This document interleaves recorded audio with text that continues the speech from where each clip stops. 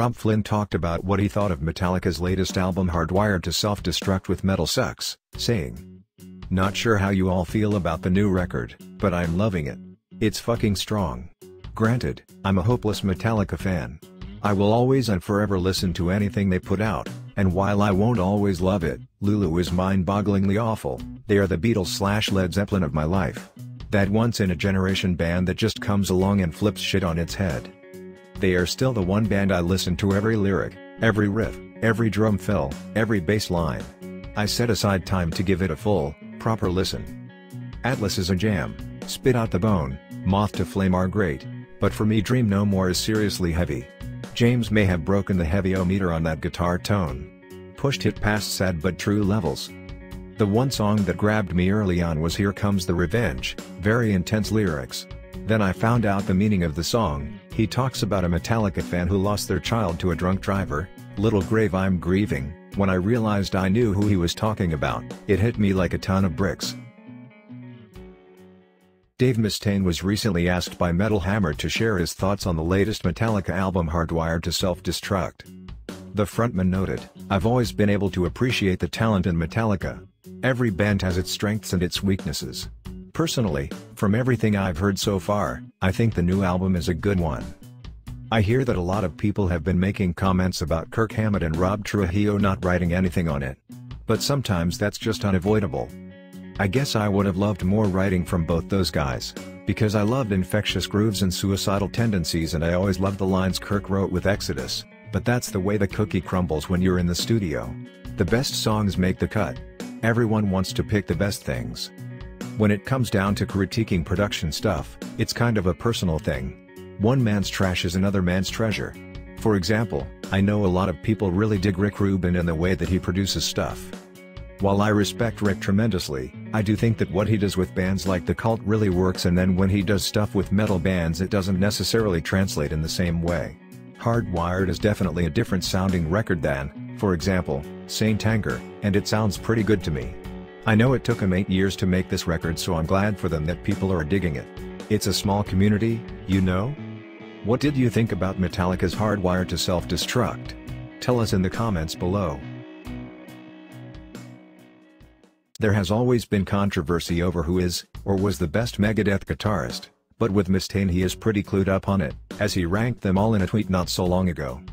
As you can see, the rundown doesn't feature Megadeth's original second guitarist Greg Handevidt, who was in the band only in 1983, nor Slayer's Kerry King, who spent a brief period in the Death Fold during 1984, but does include Mike Albert, who performed as a touring member and temporary replacement for Chris Poland in 1985. As Kiko is the number one in this list, he did have some great things to say about him in an interview explaining to Rev 96.7. "I've been really fortunate to play with many great guitar players, but Kiko, every day, it's just a new experience seeing how deep his knowledge of playing is. Some other guitar players I've played with were really great at what they did, but their depth was only in one genre. For example, Chris Poland is a remarkable jazz player, and I had to kind of teach him metal, because he didn't know anything about it. And Marty was very much into metal but also had a lot of Middle Eastern playing styles. Now Kiko has metal, he's got bossa nova, he's got classical, flamenco, so many other different styles, the possibilities are endless. And I think that's evident on this new record, Dystopia. The guitar playing went up considerably from the last record. Who is your favorite Megadeth guitarist? And would you agree with Dave Mustaine's opinion? Tell us your thoughts in the comments below." Dave Mustaine says that his initial vision for Megadeth was to destroy Metallica. Asked by a fan earlier this year on Twitter what his measure of success was when starting Megadeth and what his vision for the band was, Dave responded, "My measure of success was if I ate that day or not, and my vision was destroy Metallica and stop living in a van. Good thing I got over my animosity for leaving the band. I'm glad we reconciled. Where's the big four shows?" Mustaine was a member of Metallica for less than 2 years, from 1981 to 1983, before being dismissed and replaced by Kirk Hammett. He went on to form Megadeth and achieve worldwide success on his own. Mustaine feuded with the members of Metallica for more than 2 decades before finally patching things up over the last few years. He has jammed with his ex-bandmates on several occasions during Big Four shows and at Metallica's 30th anniversary concerts in 2011. He also recently expressed the struggles he had with escaping Metallica's shadow, saying, "It wasn't easy escaping from Metallica's shadow. It takes effort and energy to get a band off the ground, never mind when you have an enormous band stepping on top of your head every time you get above water." Giving the nu metal genre quite a bashing, Megadeth frontman Dave Mustaine noted he'd rather have his eyelids pulled out than listen to the popular late 90s style nu metal. Telling Faster Louder how happy he is for the new wave of modern musicians, calling them a new breed of players. With all these new vocal styles, Dave focused on the past, adding, "They had this wave of metal that came through in the 90s, and it was called nu metal. I don't know if you remember it, but it was so bad. I would have rather had my eyelids pulled out." Asked if it's Limp Bizkit and Linkin Park he's talking about, Mustaine explained, No, I can't even remember their names. Linkin Park, those guys are good at what they do. I have no problems with those guys. But I wouldn't call them nu metal." Pinpointing the groups he has issues with, he continued, "I'm talking about the bands that wouldn't do guitar solos. Guys who get out there and they do rhythms and stuff but they'd never do a guitar solo. It's like, come on, play a solo." But apparently solos aren't cool. It's just funny, because I come from the school of AC/DC and Led Zeppelin, and man, the riff had to be kick-ass, the lyrics had to make sense, and when it was time for the solo had to rip your face off, Dave said. And hey, I may not be part of the family anymore, right at the forefront, but I'm the crazy uncle. Dave Mustaine also let loose on nu metal bands during an interview with Cry of the Wolf, saying, "During that whole period a couple of years ago, when no one was doing guitar solos, we had a couple of bands go out with us, and I despised them. And the reason they went out with us was because the label said you need to do this. That was the worst part of my career during that whole nu metal thing. You know, there were no solos, because the guitar players weren't good enough to do solos." In an interview with the self-proclaimed libertarian Alex Jones on Infowars.com, Megadeth's Dave Mustaine opened up about his thoughts on playing with satanic bands. Dave Mustaine, a born Christian, talked about setting the ground rules on who he would or would not share the stage with. According to him, he said, "If I do play, there's certain things I kind of want to veer away from. I don't want to play with any satanic bands." He narrowed it down a bit further, saying, "I'll play with bands that have darkness in them, because we all have a little darkness in us. Or we wouldn't be human. But guys that are confessed Satanists, I don't really have time for that. I can control my emotions, because I know it's not the sinners, it's the sin." He also talked about his refusal to share the stage with the openly satanic Swedish metal act Dissection at an Israeli festival back in 2005, saying, "The truth of the matter is that when I first had gotten, my life back in order back in 2002, I had made some changes. I had a severe injury to my arm, and when my career had stopped, it made me really take a hard, sideways look at everything. And I figured, you know what, just for now, because I don't really know a lot about what I'm doing, I want to make sure that I don't play with any bands that have junkies in them, because I can't be around, guys that are doing heroin because of the temptation. Mm-hmm. And because, I'm trying to have something in my life that is a power greater than myself, so that I'll get myself back in shape. And I don't want to be hanging around with guys that are going to, be dangerous for me spiritually, because I had just decided that, I was going to start following a spiritual path. I figured, I don't want to go back, because I was into witchcraft and black magic and everything like that, so I know about that stuff, and I figured, I'm just going to try and avoid that stuff. Never said that I hated anybody, just didn't want to play with them, and I was so curious to see the poster for the concert, because it was written in the Hebrew font, or script, whatever you call it, and then I saw the band Dissection, and I thought, well, that's a cool name, and I looked it up, and I went, uh-oh.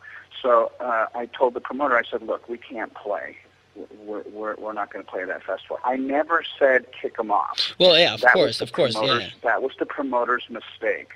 The promoter kicked them off. And it's hard enough as it is in music to get concerts, so I would never kick a band off one of my shows.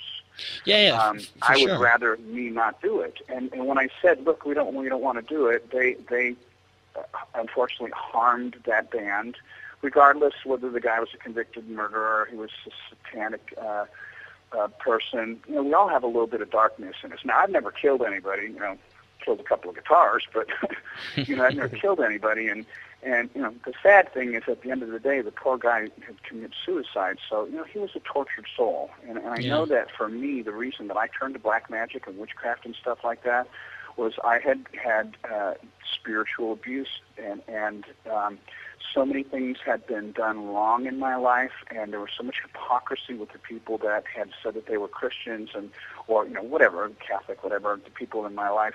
They would say one thing and they would do something else. So I really regretted having spent any time in a church, and I really resented people who said that they believed in God, because you would see them do one thing and then the next day they would do something else, and it's just very confusing as a kid. And I think that's why a lot of us end up, you know, being spiritually misled. Probably part of the reason why that poor chap did that too. But, you know, we were supposed to play a show with them in France, and they didn't get kicked off that show. You know, a lot of stuff went around about another band that had a name that, you know, was kind of offensive to me. But, you know, that's a personal thing. It has nothing to do with the band, their quality of music. Yeah, but you can expect the producer of a show to cancel Megadeth when it's standing like right opposed to Dissection or Rotting Christ, because like those are little bands and Megadeth is, you know, that's a Megadeth. Huge band that's Megadeth, you know. So I know, but guys, what you got to understand is my heart for those guys has nothing to do. You know, my decision not to play with them doesn't have anything to do with their value and worth as people, because I'm sure they're probably really great people. Sometimes we name our band stuff to get a reaction out of people, and it's not really who or what we are. And, you know, there are bummers, there are consequences. Naming Megadeth, I can't even tell you how offensive it was. There's a huge radio station in Los Angeles called KLOS. And we had done a song, and after the song was over, they go, and that was a cover of an old Alice Cooper song. Coming up next, they didn't even say our name. Mm-hmm. They wouldn't say Megadeth on the radio. So, it has nothing to do with the person's worth or anything like that, because I believe we're all valuable, and you know, it's just a personal preference that I had at the time. I've learned a lot more now.